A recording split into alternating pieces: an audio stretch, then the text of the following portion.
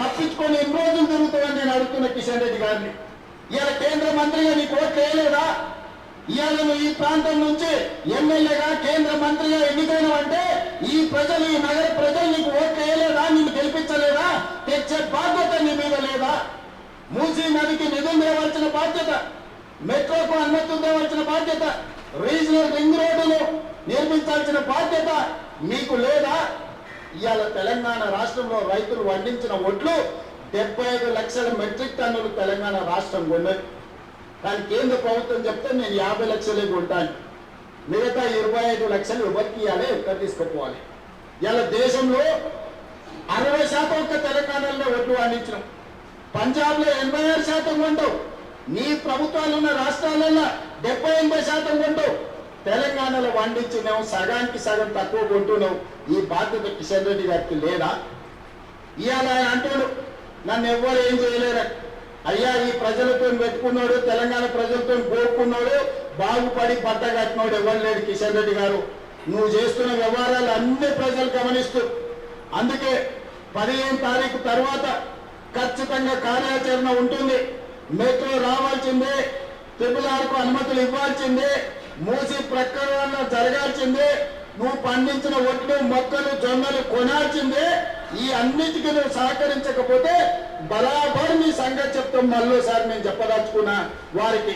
వారు అంటారు నేను పుట్టింది ఇళ్ళనే, నేను చచ్చేది ఇళ్ళనే.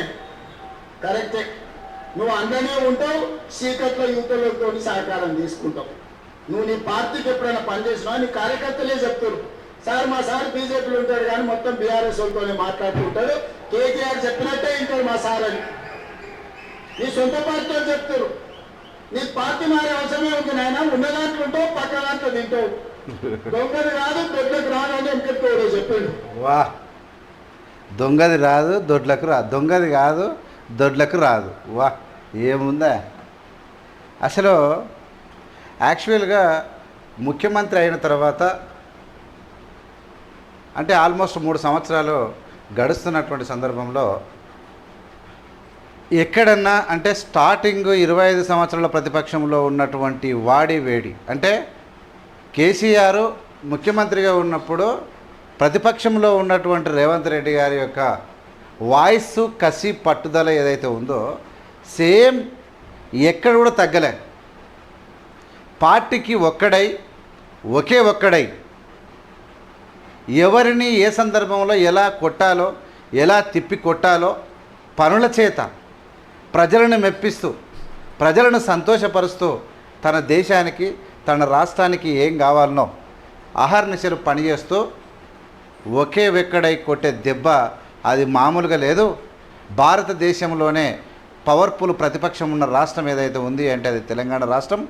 ఇక్కడ భారతదేశంలో మతశిస్తులు పెట్టేటువంటి రాష్ట్రం ఏదైతే ఉండే అది కూడా తెలంగాణ రాష్ట్రం. ఎందుకంటే ఎంఐఎం ఇక్కడనే ఉంది. అంటే అత్యంత పవర్ఫుల్ పార్టీలు కలిగినటువంటి, మూలాలు కలిగినటువంటి ప్రాంతంలో ఇళ్ళ ప్రాంతం, ఇక్కడ మతం, ఈ రెండిటి ప్రాంతవాసులను రెచ్చగొట్టేటువంటి ఈ బీఆర్ఎస్ అండ్ ఇక్కడనే మతశిస్తులను రెచ్చగొట్టేటువంటి ఎంఐఎం అండ్ బీజేపీ, ఈ 2 పార్టీలు ఉన్న సందర్భం లోపల పూర్తిగా ఎక్కడికక్కడ అంటే వీళ్ళందరినీ కంట్రోల్ చేస్తూ ఒక నాయకుడు తన వాగ్దాడి చేత, తన పనుల చేత ఇవాళ తెలంగాణ రాష్ట్రాన్నే కాదు భారతదేశం మొత్తం మీద ప్రజలను ఇవాళ నాయకులను ఆకట్టుకున్న నాయకుడు ఎవరైనా ఉండరంటే అది రేవంత్ రెడ్డి.